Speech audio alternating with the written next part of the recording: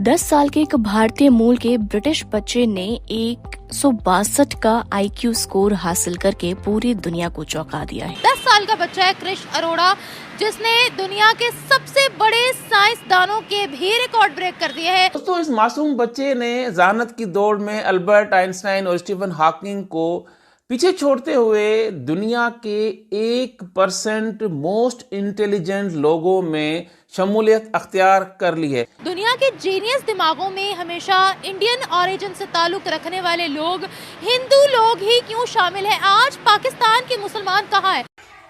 पता नहीं। इंडिया की ये तरक्की का सबसे बड़ा राज है कि उन्होंने वहाँ पर अपनी यूथ को एजुकेशन दी। हम लोग जब साइंस पे बात आती है, हम लोग साइंस को मानते नहीं है, लेकिन हम लोग ना दीन पे ले चलते हैं। दीन पे चलना चाहिए, दीन की जो डीप रिसर्च करते हैं, फिर इंसान साइंस पे आता है। लेकिन बात सारी ये कि मैं इस्लाम पर अटैक नहीं कर रही। अब साइंस के हिसाब से अगर देखा जाए तो अब ये लोग ये बात करने लगे हैं कि ज्यादातर बच्चे जो स्लो होते हैं, ज्यादातर बच्चे जो रिटार्डेड होते हैं या किसी भी किस्म के उनके अंदर फिजिकल या मेंटल किस्म की अगर वीकनेस पाई जाती है तो वो ज्यादातर वो बच्चे जो हैं वो कजन मैरिजेस के रिजल्ट में होते हैं। आज दुनिया के जीनियस तरीन इंसानों में हिंदुओं के नाम ही क्यों आते हैं, स्पेशली जिनका ताल्लुक इंडिया से होता है, इंडियन ओरिजिन से होते हैं? क्यों, क्या मसला है?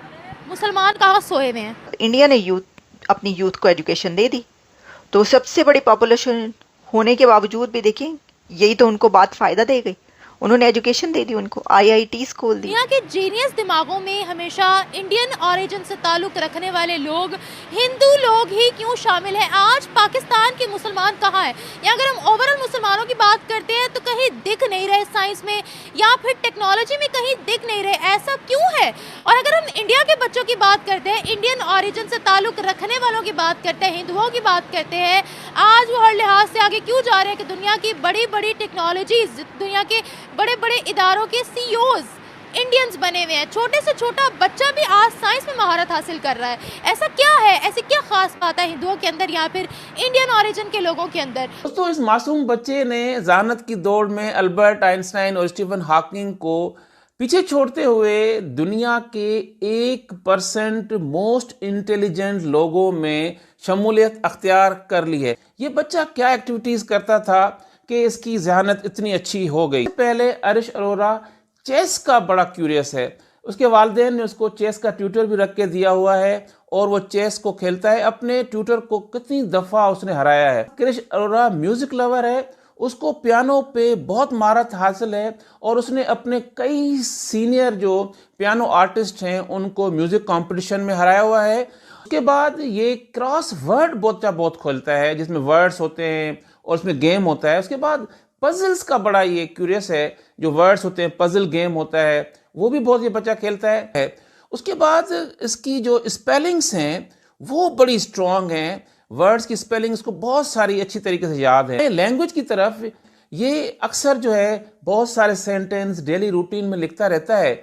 और हम जब बात करते हैं मैथमेटिक्स की, तो मैथमेटिक्स का क्रिश अरोड़ा मास्टर है। मैथमेटिक्स में इसको अलजबरा बहुत पसंद है। उसके बाद वो मल्टीप्लिकेशन बहुत करता है, डिवीजन बहुत करता रहता है। उनके जो दोनों पेरेंट्स हैं उनका जो बैकग्राउंड भी है वो भी मैथमेटिक्स का है, तो इस हिसाब से क्रिश अरोड़ा को ये सपोर्ट हासिल है।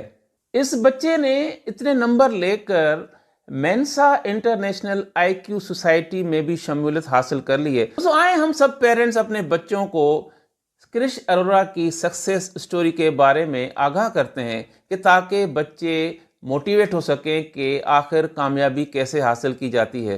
क्योंकि आई थिंक सो कि पाकिस्तान का एजुकेशन सिस्टम नहीं है, एक बिजनेस सिस्टम है जहाँ पे टीचर्स और बच्चे एक इदारे के जो ऑनर है उसके एम्प्लॉय हैं और इससे ज़्यादा कुछ भी नहीं है। आई एम माई टीचर, तो इस हिसाब से मैं बच्चे पढ़ाती हूँ और मैं देख रही हूँ कि जो बच्चे पढ़ रहे हैं वो पढ़ नहीं रहे। वो बस एक स्टैम्प चाहिए हमें एजुकेशन के नाम की कि हमने डिग्री ली हुई है, हमने BS की डिग्री ली हुई है, हमने मास्टर्स की डिग्री ली हुई है, लेकिन हमें कुछ नहीं पता हमने उसके अंदर पढ़ा क्या है, क्योंकि हमारा एजुकेशन सिस्टम हमें सपोर्ट नहीं करता। हमारे टीचर्स हमें सपोर्ट नहीं करते और टीचर्स को उनके ऑनर्स इंस्टीट्यूशन सपोर्ट नहीं करते। तो कोई एजुकेशन सिस्टम है ही नहीं हमारा कि हम लोग आगे ग्रो कर सकें। और अगर कोई ग्रो कर भी रहा है, कोई 1% बच्चा इनमें से, तो वो मेरे ख्याल से अपने ही बलबूते पे कर रहा है। कोई उसमें किसी इदारे की कोई कंट्रीब्यूशन नहीं है, किसी टीचर की कोई कंट्रीब्यूशन नहीं है। What about Indians? अगर हम इंडियंस की बात करते हैं, चाहे वो किसी भी देश में रहे, उनका नाम ज़रूर होता है। अब देखिए, वो क्रिश अरोड़ा 10 साल का महज सिर्फ एक बच्चा है जिसने आइंस्टाइन और हॉकिंग के IQ लेवल को बीट कर दिया। ऐसा पहली बार मैं सुन रही हूँ। इंडियंस में इतना टैलेंट क्यों है? क्योंकि उनकी गवर्नमेंट, आप देखिए, उनकी गवर्नमेंट उनको सपोर्ट करती है, उनके टीचर्स, उनके सारे इंस्टीट्यूट उनको सपोर्ट करते हैं। हमारे अगर यहाँ पे स्टूडेंट्स ही किसी चेंज के लिए निकलेंगे तो स्टूडेंट्स को ही मार धाड़ के कमरों में बंद कर दिया जाता है, जैसे कि आप जानती हैं। तो इससे ज़्यादा हम क्या एक्सपेक्ट करते सकते हैं उनसे? अगर हो सकता है हमारे भी मुल्क में इतना टैलेंट हो, लेकिन उनको सपोर्ट करे, कोई उनके साथ कंट्रीब्यूट करे, तभी हम आगे जाएंगे ना। एक प्लेटफॉर्म चाहिए होता है, जो अगर वो गवर्नमेंट हमें प्लेटफॉर्म देगी तभी हम उस पर जाके अपनी परफॉर्मेंस दे सकेंगे। कि ये तरक्की का सबसे बड़ा राज है कि उन्होंने वहाँ पर अपनी यूथ को एजुकेशन दी। आप देखिए, दुनिया की सबसे बड़ी पॉपुलेशन जिसकी हो और कितनी ज़्यादा यूथ भी हो, एक तो ये कि फ़ायदे की बड़ी बात है, ये बड़ी ज़बरदस्त बात है। आपको पता है, इंडिया और पाकिस्तान इसमें दुनिया के बड़े एक ऐसे कॉर्नर पर, ऐसे एज पर हैं कि जहाँ पर उनको ये बहुत फ़ायदे की बात है उनके लिए, क्योंकि दुनिया के कई ऐसे कंट्रीज़ और पॉपुलेशंस हैं कि जो अब एक्सटिंक्ट होने जा रही हैं। जैसे कि कहा जाता है हांगकॉन्ग ही नहीं, सिर्फ कई एक ऐसे कंट्रीज़ हैं। मैंने इसके बारे में इससे पहले एक प्रोग्राम भी किया था काफ़ी अर्सा पहले। उसमें काफ़ी लोग ऐसे हैं, जर्मनी से लेकर ताइवान तक, और कितने ही कंट्रीज़ ऐसे हैं कि जहाँ पर जो पॉपुलेशन है वो या तो ओवर एज हो चुकी है, और उसमें एक कुछ तो ऐसे कंट्रीज़ हैं यूरोप में कि जो वर्ल्ड वॉर की वजह से नमस्कार दोस्तों, दुनिया के महान वैज्ञानिक अल्बर्ट आइंस्टीन के मरने के बाद उनका दिमाग संभाल कर रख लिया गया था ताकि यह पता लगाया जा सके कि उनकी इंटेलिजेंसी के पीछे क्या कारण था। मगर आपको जानकर हैरानी होगी कि 10 साल का लड़का कृष्ण अरोड़ा का दिमाग महान वैज्ञानिक से भी ज़्यादा तेज निकला है। टाइम्स ऑफ इंडिया के रिपोर्ट के मुताबिक भारतीय मूल के कृष्ण अरोड़ा का IQ लेवल 160 निकला, जबकि आइंस्टाइन का केवल 160 था। मतलब आप समझ सकते हैं कि आइंस्टाइन से भी 2% जो है वो ज़्यादा यहाँ पे कृष्ण अरोड़ा का IQ लेवल है। स्कूल जाने वाला यह लड़का महज 4 साल की उम्र में मुश्किल से मुश्किल गणित का सवाल हल कर लेता था। उन्होंने केवल 4 महीने शतरंज सीखने के बाद अपने ही मेंटर को हरा दिया।